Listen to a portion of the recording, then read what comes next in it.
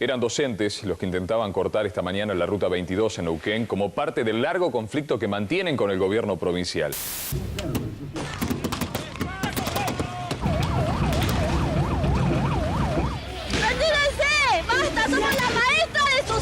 Hubo una cacería de la policía hacia los trabajadores, realmente repudiable el hecho de la política de Jorge Marzovic.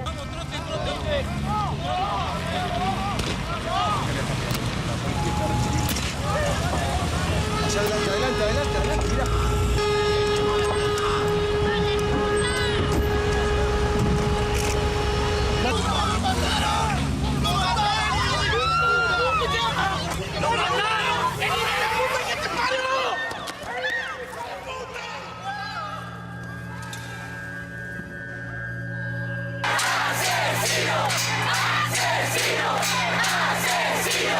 Y era un docente porque enseñaba química, enseñaba física, pero enseñaba dignidad, enseñaba a vivir en las peores escuelas de la provincia, en las más marginales, y de ahí sacaba toda la fuerza que tenía para que los alumnos de él no aprendieran solamente química, aprendieran que tenían la posibilidad de vivir si pensaban, si eran críticos.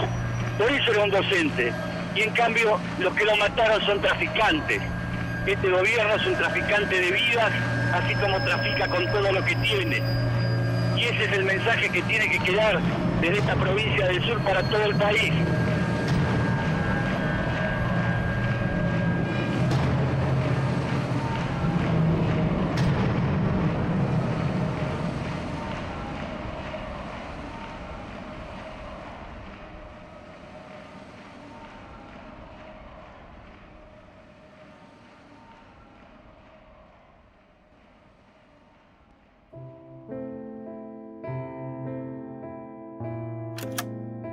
Los sueldos de un trabajador rural era muy poco, ¿no? Entonces se hacía bastante esfuerzo a nivel, toda la familia, digamos, hacía un esfuerzo económico importante, digamos, para poder pasar el mes, ¿no?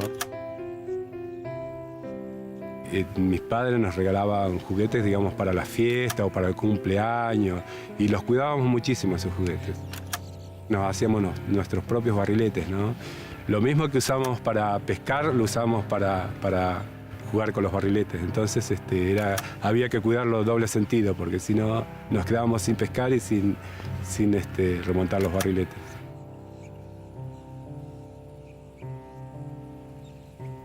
En este lugar no estaba el futuro nuestro, digamos.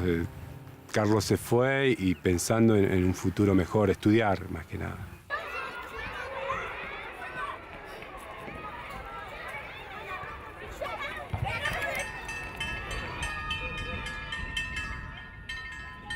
Entonces uno sabía que dentro del grupo, Carlos, sus hermanos, tenían sus cualidades especiales. Y Carlos era un chico que le gustaba estudiar. Acá terminó séptimo grado el año 79 y luego logró que lo becaran los salesianos para poder ir a estudiar a Neuquén. Y bueno, eso es un punto muy importante en la vida de Carlos, que haya sido elegido para que fuera a estudiar a otro lado.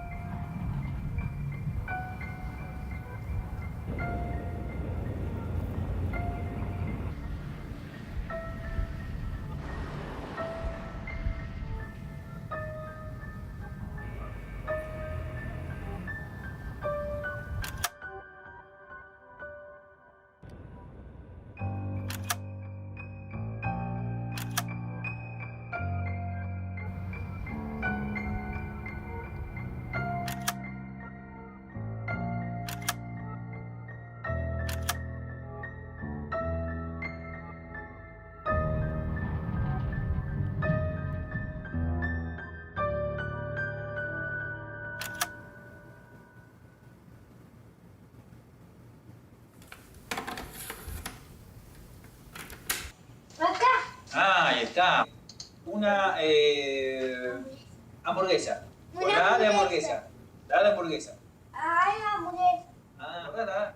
Cuando llegué a Neuquén en el año 89, Me acuerdo que a mí lo que más me impactó en ese momento de Carlos fue que lo vi con un brillo especial en sus ojos.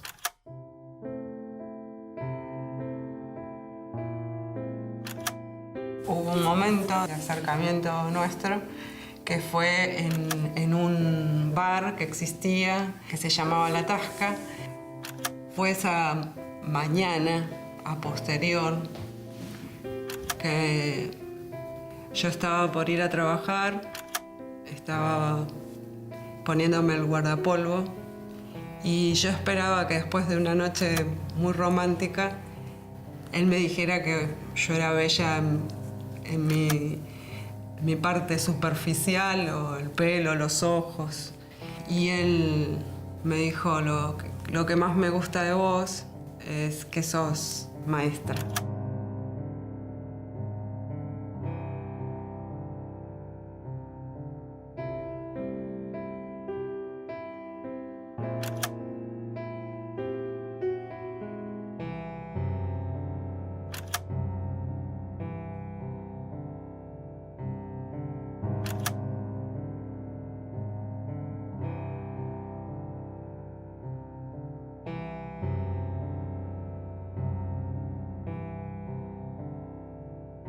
Creo que hubo 3 momentos en la vida de Carlos muy plenos, que fueron el nacimiento de Camila, el nacimiento de nuestra segunda hija Ariadna y el día que se recibió de maestro.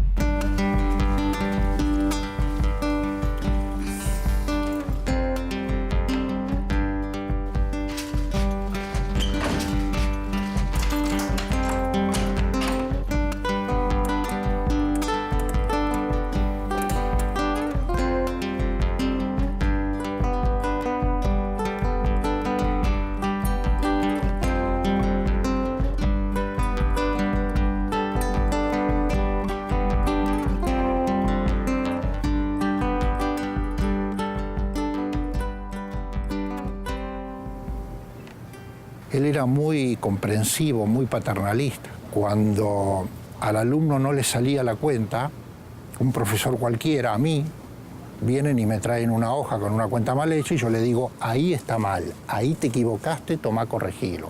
Fuentealba, ¿qué hacía? Agarraba la hoja, ponía la hoja en el banco, sentaba al chico al lado de él y le decía, vamos a ver en qué nos equivocamos, vamos a ver por qué este ejercicio no nos dio. El CPN 69, por voto unánime, el rey es Carlos Morales.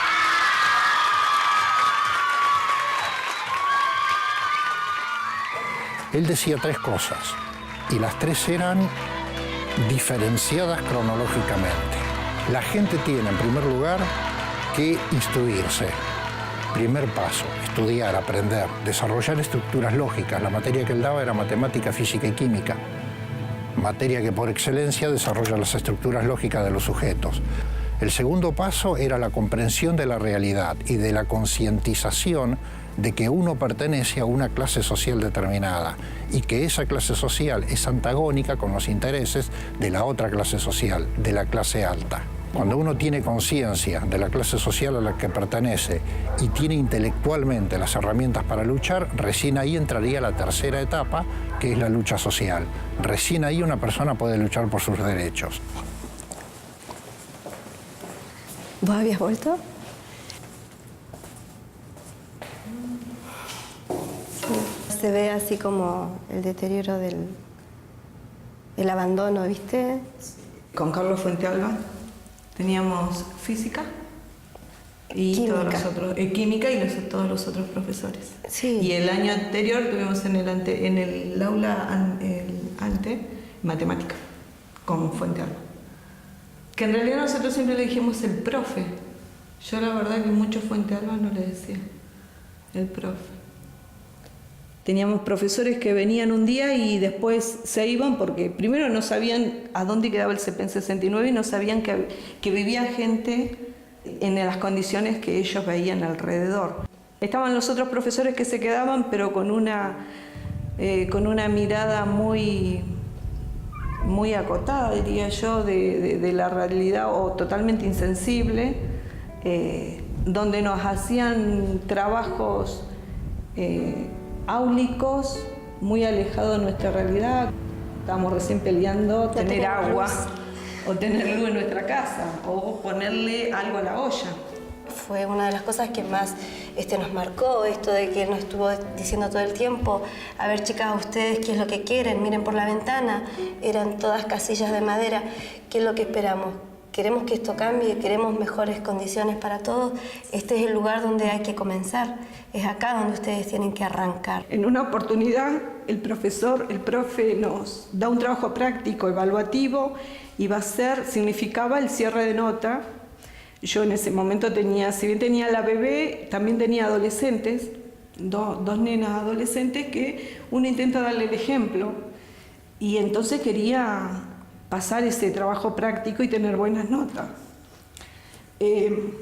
Cuando intenté hacerlo, no lo entendía, para mí era chino básico. Internamente pensé, abandono, ya está, ya esto no es para mí. Seguiré mi casa como pueda. Y me fui a mi banco, yo me sentaba al fondo, me fui al banco, preparé mis cosas y me estaba yendo. Y con mucha firmeza me dice: a ver, siéntese, vamos a ver este trabajo. Usted acá no es que no puede, si usted se lo propone, usted lo puede hacer.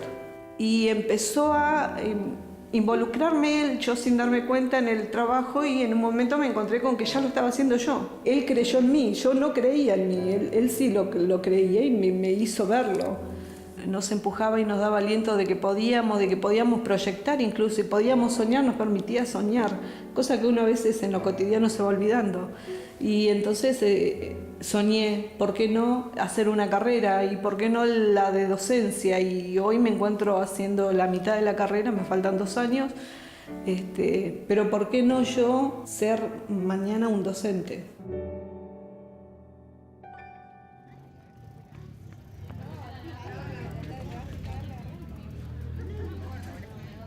Este es el Instituto de Formación Docente número 5. Acá estudió Carlos. Por eso, en un momento, hicimos un acto, un homenaje, y hay una placa. Tenía un 5º grado con chicos de mucha sobredad. Y él estaba como genuinamente preocupado por los pibes, pero como hablaba de ellos con muchísimo afecto, con muchísima naturalidad. Pero a mí me impacta su claridad pedagógica. Él era un tipo que tenía muy claro su rol como docente, ¿sí? Su función docente. A él le interesaba que los pibes aprendieran. No es que solo los contenía, les daba afecto. Él quería que los chicos, te digo más, no solo que aprendieran, sino que les gustara aprender.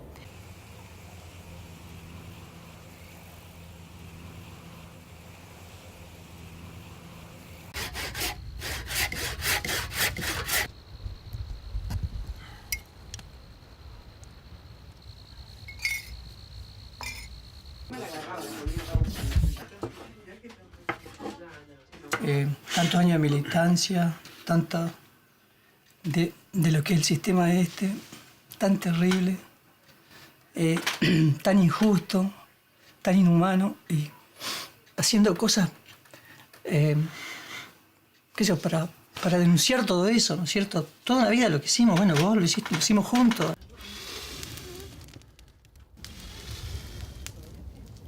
Carlos empieza a ver los periódicos que llegaban, porque bueno, como todo militante, el que conoce el MAS sabe que en aquella época era militancia con el periódico en la mano, ¿viste? Ofreciendo el periódico y todo. Carlos leía mucho y era muy crítico de todo. No era fácil convencerlo de algunas ideas si no las leía, si no las cuestionaba, si no las discutía. Y él de a poco fue acercándose, se acercó, y bueno, después, una vez que él estuvo convencido, fue un militante, de esos militantes que necesita cualquier organización. Carlos fue una persona que tomó decisiones por sí mismo, con absoluta seguridad, siempre. Pero ve, por cosas que vería en la actividad de su pareja, que era muy interesante tomar ese camino. Pero absolutamente convencido de eso, ¿no? De que era una cosa, de que era una causa muy noble. Y seguramente a través de eso, él podría llegar a contribuir a mejorar la situación de otras personas, que fue, digamos, como una vocación que él tuvo, ¿no?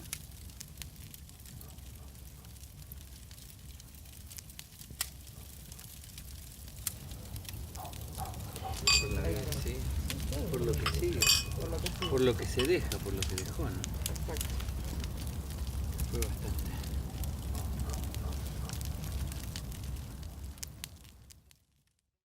¡Ole, ole! ¡Ole, hola! Si no hay aumento, aumento ya.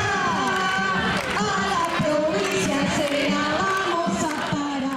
El conflicto del 2007 se llega después de 17 años de salarios congelados, un pequeño aumento salarial y con algunas reivindicaciones en el año anterior, en el 2006, pero un gobierno al cual le habíamos pedido 70 veces, no nosotros, sino las distintas conducciones de Aten, más de 70 pedidos de audiencia y que no había recibido a la organización. La situación afecta notablemente a toda la sociedad, perjudicando no solo el interés de las partes, sino más aún afectando a terceros.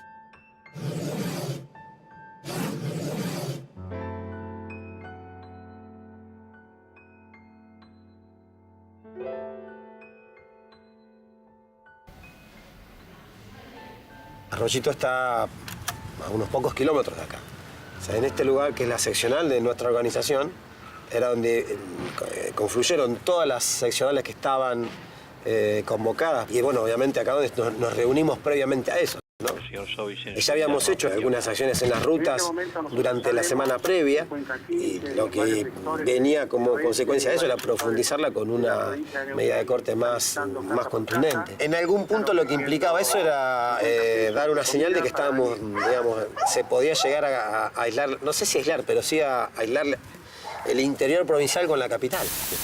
Si Neuquén fuera un país, sería una potencia mundial.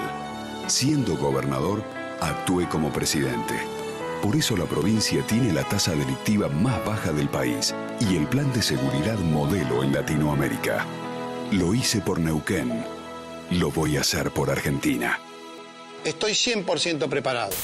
Sobi estaba muy centrado en sí mismo, en que él era candidato a presidente y le había prometido a la sociedad que él sabía cómo parar las protestas sociales. Aquí estamos, los trabajadores de la educación, reclamando y exigiendo un salario que nos permita vivir con dignidad.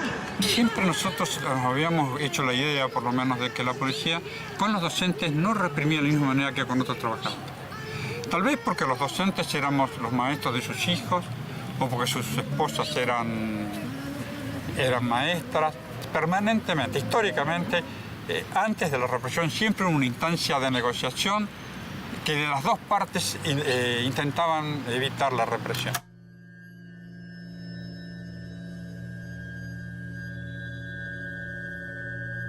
En 2006 también empezamos con un conflicto muy fuerte y cuando fuimos a la destilería en Plaza Winkle, lo que empezó a ver fueron movimientos extraños. Obviamente después aparecen los famosos cascos amarillos, supuestos trabajadores de la UTE.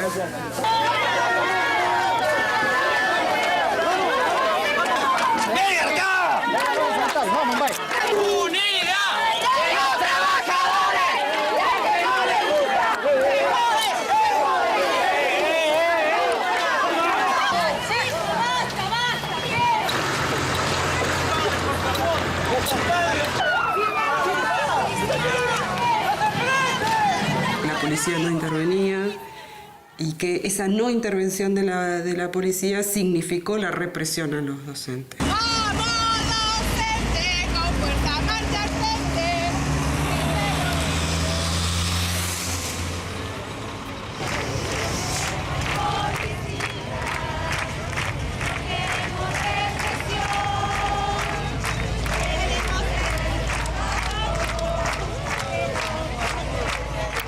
teníamos el conflicto en casa que había alguna que, no recuerdo si era Camila o Ari, que tenía que ir a clase porque la maestra estaba dando clase.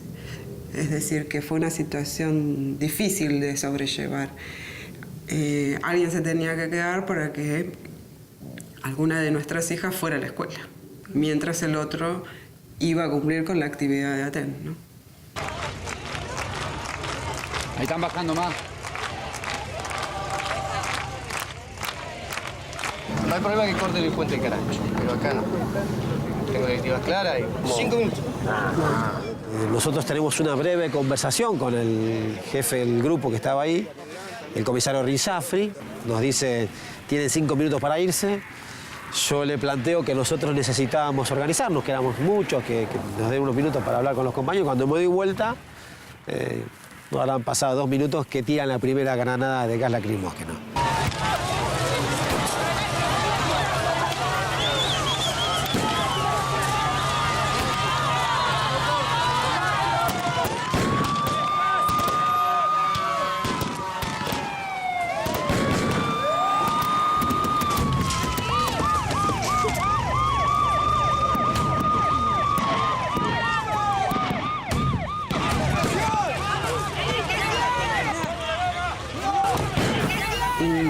Carlos se refugia en la estación de servicio.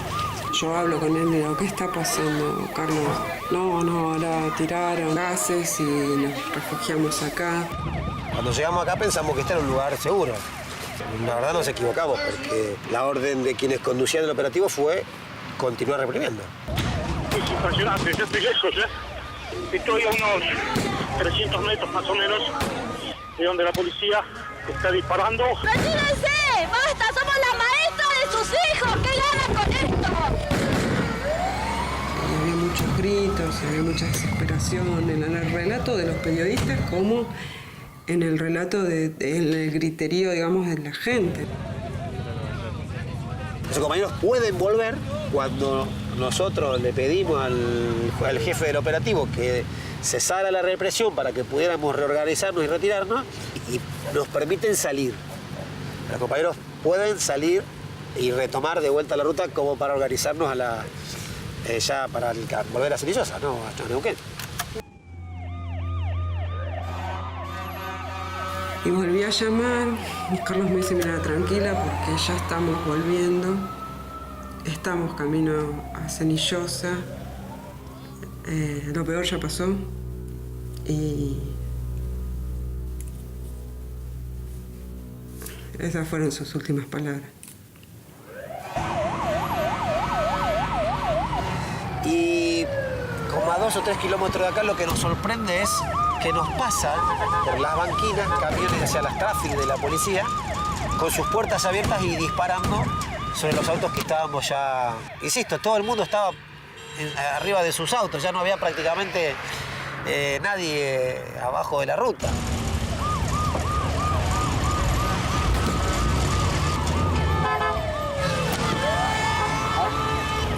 Adelante, mirá.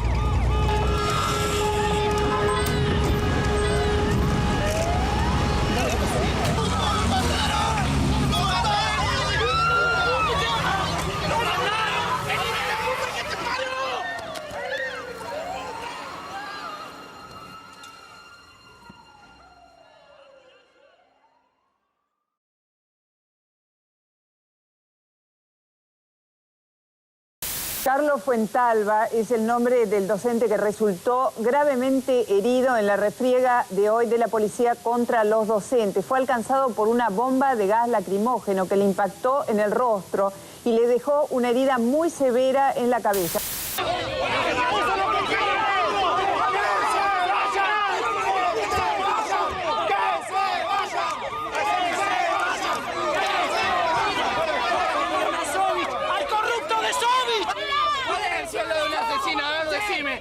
Se lo reclamo a la señora. ¡Que mataron a alguien! ¡Estás contento!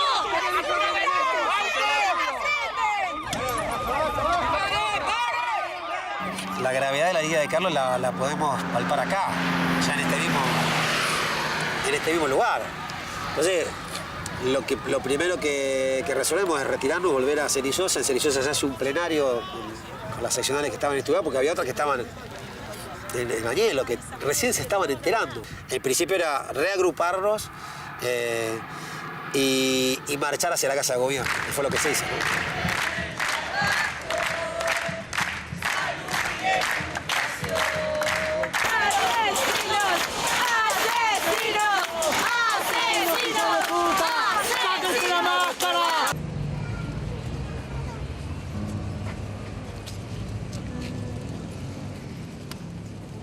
El paciente ingresó a quirófano a las 12:30 y salió de quirófano 19:45, pasando a terapia intensiva. Los informes, bueno, con los médicos fue muy difícil. Casi que le pedía por favor que me dijeran otra cosa de lo que me decían. Yo lo vi en un momento salir de la guardia a Carlos y le hablé. Le dije que se pusiera bien, que yo estaba ahí, pero el semblante de Carlos era muy tenso. En horas de la tarde al paciente Fuente Alba se le realizaron los estudios complementarios correspondientes. Se le hizo un electroencefalograma que fue diagnóstico, fue un trazado plano. Se le hicieron los test de apneas, que también confirman lo que se veía en el electroencefalograma, y el diagnóstico es de muerte cerebral.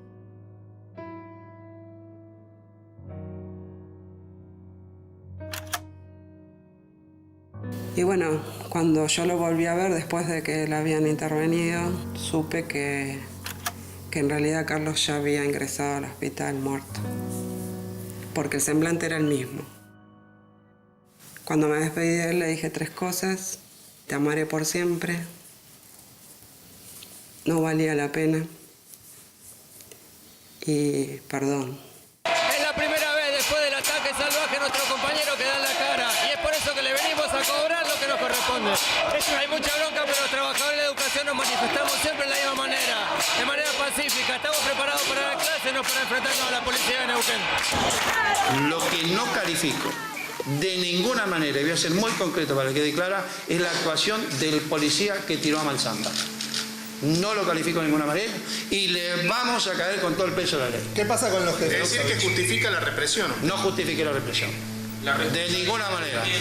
La responsabilidad de quien atacó a Mansalva, le vamos a caer con todo el peso de la ley. Después hubo un enfrentamiento que no justificó la represión. Nosotros sabemos que en Cuenca 15 y en varios sectores del oeste y varios sectores de la provincia de Neuquén se está visitando activistas casa por casa, están visitando casa por casa, están ofreciendo 50 pesos y comida para venir o a las 6 de la tarde o a la noche a hacer desmanes en la ciudad de Neuquén.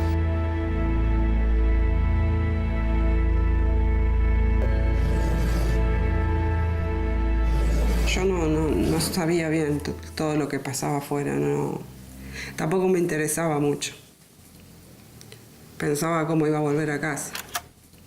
Una de las noches me puse a leer algunas de las cartas que habían mandado de muchas provincias, que escribían los chicos, cartas que llegaban de todos los puntos del país. En esas cartas los chicos hablaban de lo que les parecía mal y del dolor que les había provocado eso. Entonces tuve un pensamiento, ¿quiénes estaban todos los días con Carlos? Y mis hijas. ¿Y quiénes son los segundos que estaban todo el tiempo con Carlos? Y pensé en los alumnos. Soy señales de vida como naciendo. Horacio, el médico del barrio, me contó que en el 69 los chicos estaban sufriendo desconsoladamente. Yo le digo que no entendía lo que pasaba, que me diera alguna explicación a nivel de lo espiritual. Y él me decía que Carlos se iba a multiplicar.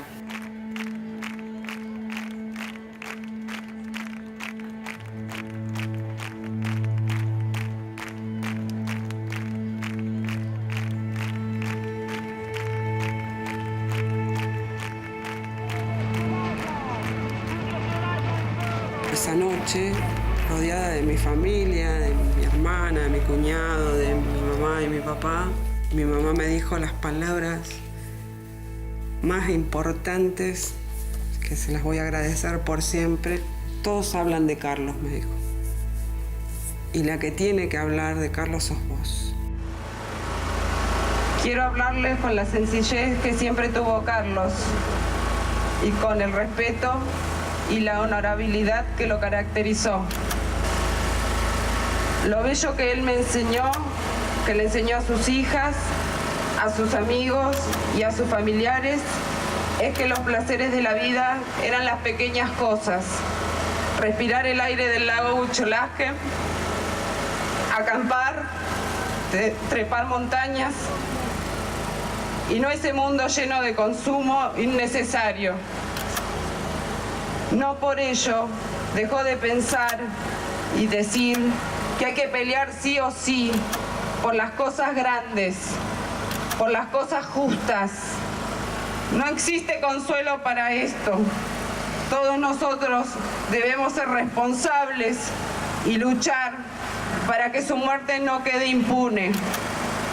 En este sentido, exijo que el culpable que jaló el gatillo sea condenado, cárcel, y aquellos que ejecutaron las órdenes son tan responsables también. Carlos me enseñó a no bajar los brazos. Te lo digo, Carlos, a vos, mi amor, no los estoy bajando. Hasta siempre.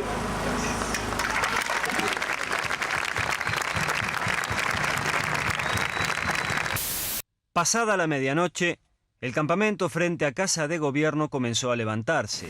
En una iglesia evangélica y a puerta cerrada, representantes del gremio y del gobierno habían sellado el acuerdo salarial que descomprimió la extrema tensión vivida las últimas semanas. Un acuerdo celebrado con mucha moderación por ambas partes.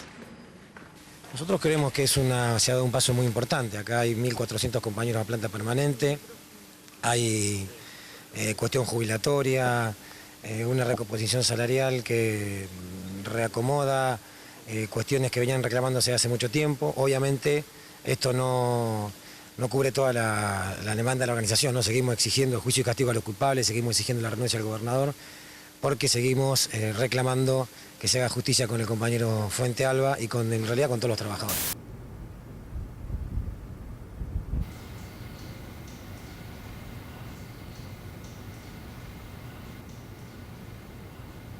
La primera semana de clase en toda la escuela no hubo clase, no podía haber clase. Nadie hablaba, nadie levantaba la voz. Parecía un velorio la escuela. Era toda silente, puro silencio y quietud, todo estático.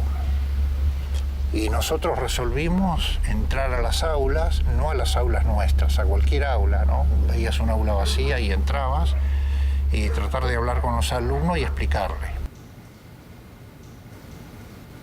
Una vez medianamente regularizado toda la vuelta a la escuela, recuerdo que teníamos en este tercero sin clase en el lugar de Carlos. En ese momento la discusión grande que no se cubría el cargo era porque el gobierno, o digamos, la gente del Consejo de Educación, la que toma las obras, nos decían que teníamos que poner que fue por la muerte de un compañero, que daba vacante ese cargo. Y la gran discusión nuestra era que no íbamos a poner eso y que íbamos a poner por el asesinato de un compañero. El contexto político que se vivía en esos momentos era un contexto de mucha incertidumbre política respecto a lo que pasaba con Sovich y un reclamo popular unívoco. Sovich debía renunciar. En ese contexto era claro que la investigación tenía que alejarlo a Sovich del lugar. Con lo cual, lo que conversamos con Sandra era lo que significa una investigación penal, hasta dónde podemos llevar, cuánto estamos dispuestos y sobre todo, lo más importante de todo, que una investigación de este tipo no se sostiene en cuestiones legales. Esto se sostiene en un acompañamiento político a las decisiones legales que se toman.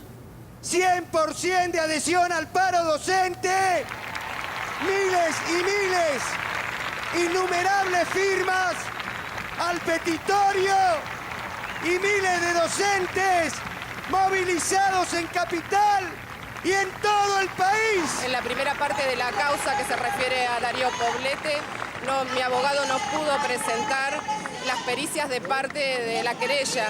Solamente han sido consideradas las del fiscal Trincheri.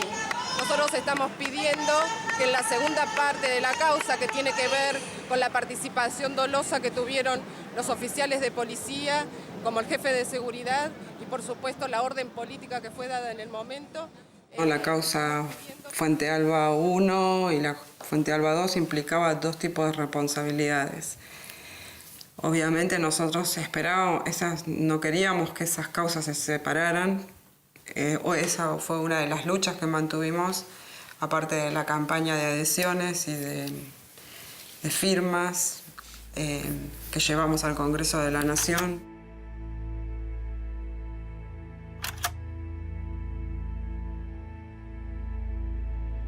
Siempre yo sentí esa red, ese colchoncito, que fue la COGAPRE, que fue el sindicato, que más grande fue también la CETERA.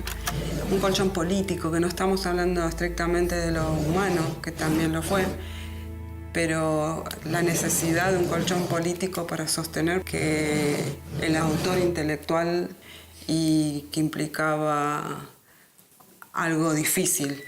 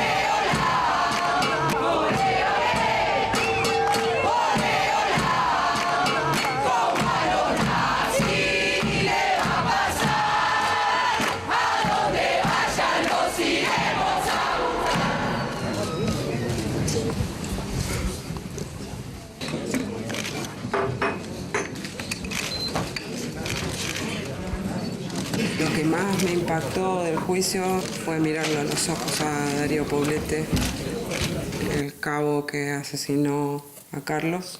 Él me miró y no bajó, digamos, los ojos en ningún momento y pude ver claramente que no tenía ni un poquito de arrepentimiento.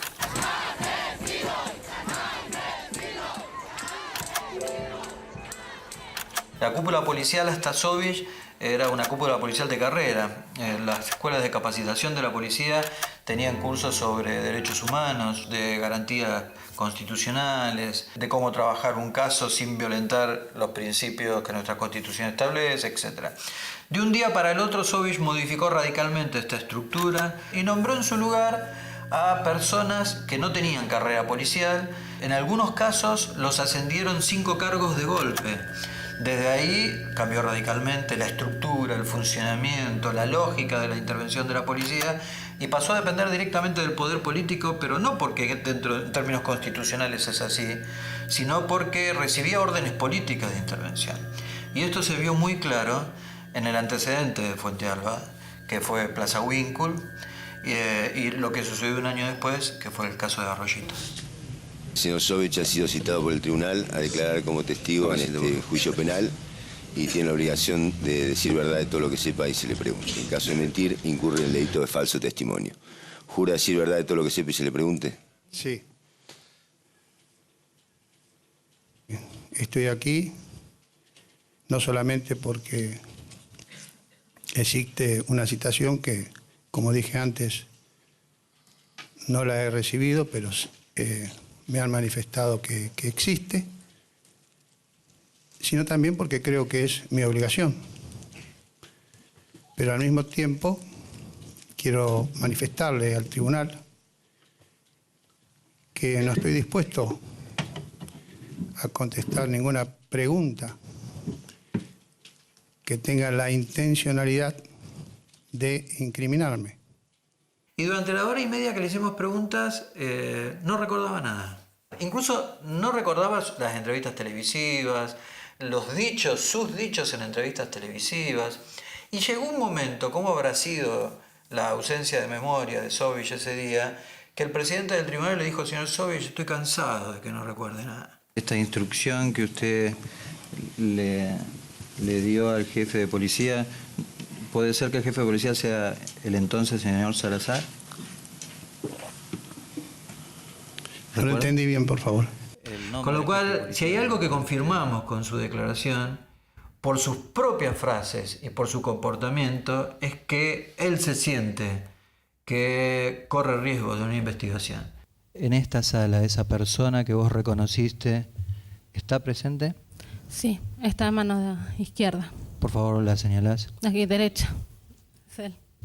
La evidencia central que había contra Poblete era el reconocimiento de una testigo, era la que lo vio en la fila de policías y lo reconoció como el que había visto antes disparar y lo señaló desde un principio.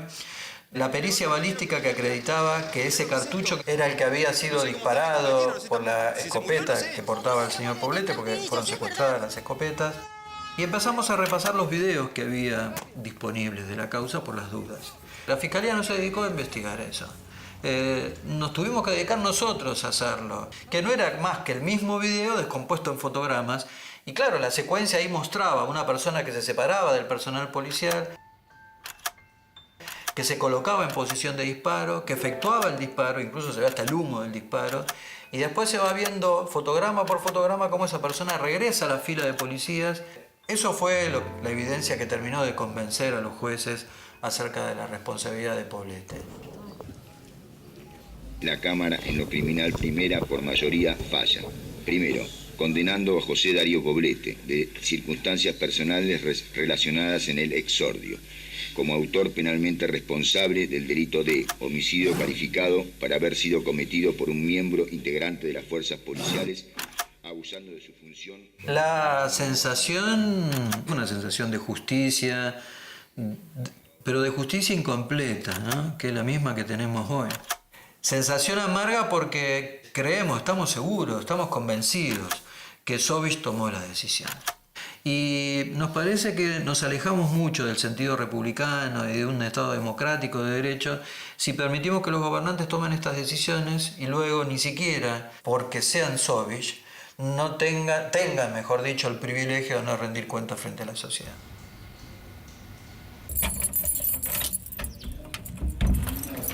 En el año 1928, escrito por Flores y Liceo, y todavía quedan 2 viernes.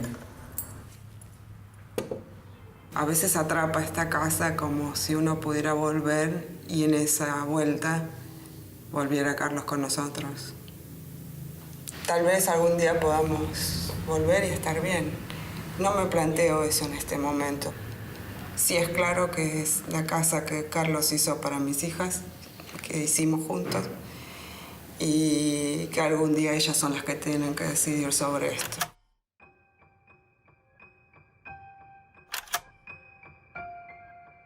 Y ojalá, bueno, de alguna forma podamos mejorar, que era lo que quería Carlos, terminar toda la parte del fondo de esta casa, que tiene un garage muy grande, donde él había pensado en hacer la parte de abajo un taller para él y arriba un taller muy luminoso para mí, para que yo pintara, ¿no?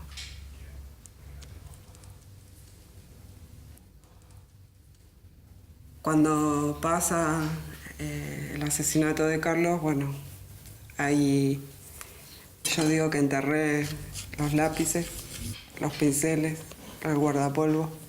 Tardé mucho en volver a dibujar. Mi mamá me dijo, ¿por qué no te vas? Haces un viaje con las chicas. Y bueno, así fue como en el 2007 fuimos a conocer un lugar nuevo.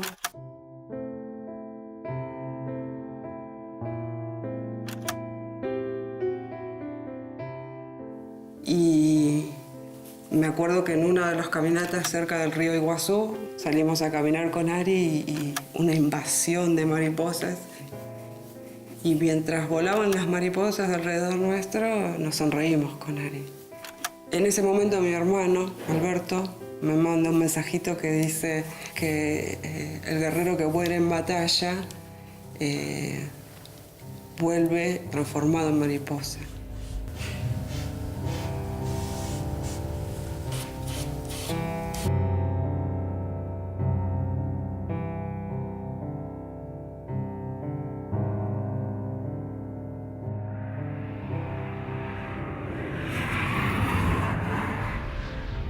El nombre de Carlos empieza a correr, primero porque fueron el maestro que asesinaron, segundo por el pedido de justicia, pero también viene como un tercer legado el tipo de educación que él pretendía. El qué enseñar, para qué enseñar y al servicio de quién enseñar. Entonces había hecho de la educación una manera de descubrir el mundo y poder hacer que los chicos descubrieran el mundo y pudieran encontrar su lugar en el mundo, como él lo había vivido. Lo que no califico de ninguna manera, y voy a ser muy concreto para que quede clara, es la actuación del policía que tiró a Malzamba. No lo califico de ninguna manera y le vamos a caer con todo el peso de la ley. El hecho de que este hombre haya salido en forma a cara descubierta, a plena luz del día y todo eso, nos hace sospechar que ha sido más de una vez este poder político, este poder judicial, que no investiga las responsabilidades políticas de la corporación policial, de esos que fueron los que ocultaron a Poblete antes del disparo, de los que ocultaron a Poblete después del disparo, que contribuyeron al accionar de Poblete, que es la causa Fuente Alba 2, esos mismos son los que hoy están dejando libre a Poblete salir de un lado para otro. Uno de los psicólogos que se acercó a ayudarme en esta situación me dijo: Sandra lucha de día y duele de noche. Y en ese doler de noche buscaba cosas de Carlos, ¿no? Y entre esas cosas apareció esta libretita, ¿no? Lo raro es que él escribía muchas cosas, pero no las titulaba. Este sí está titulado.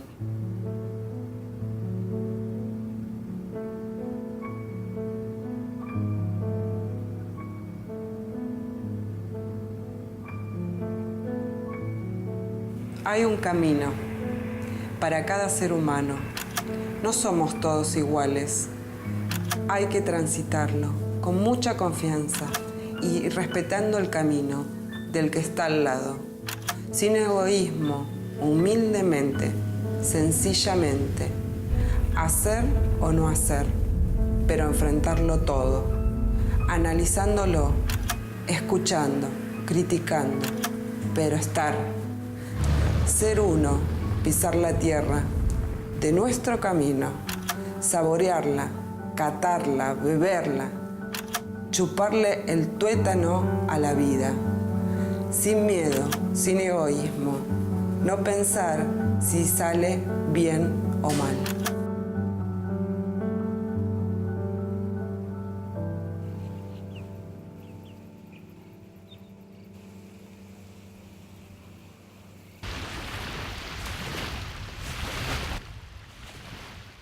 Es un lugar lleno de recuerdos.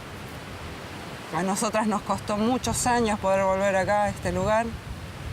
Camila y Ari lo hicieron recién en el invierno pasado, del 2012. Y eso fue algo que a mí me reafirmó que este lugar que seguramente llegamos por Carlos, que elegimos por él, se había convertido ahora en el lugar nuestro. Nuestra familia tiene este ritual, que es el de poder traer las cenizas de Carlos acá y liberarlo de estar en un lugar que ninguna de nosotras queremos que esté. Es real que hay un sentimiento que en nosotros como familia, que está la cuestión de la justicia necesaria para que esto pueda, digamos, tener un cierre, ¿no? Tanto su hermano, sus hijas, mis sobrinos, sus alumnas, sus amigos, mis padres, sus padres. Y obviamente yo pienso que también será mi lugar, ¿no? Acá.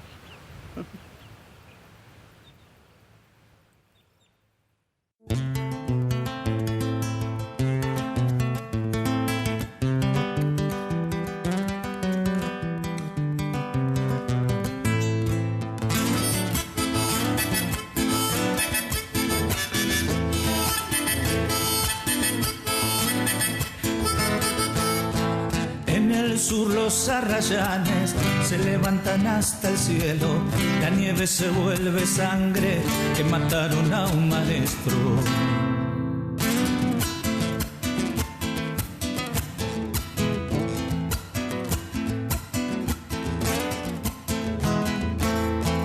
Juegan chicos en la escuela y la bandera lleva adentro un crepo negro en el blanco que mataron a un maestro.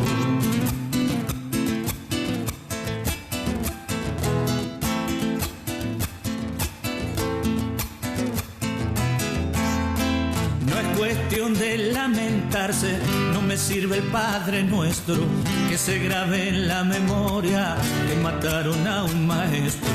Fuente de agua y de la tiza, una fuente de esperanza, vos que enseñabas la vida, te mataron Fuente Alba.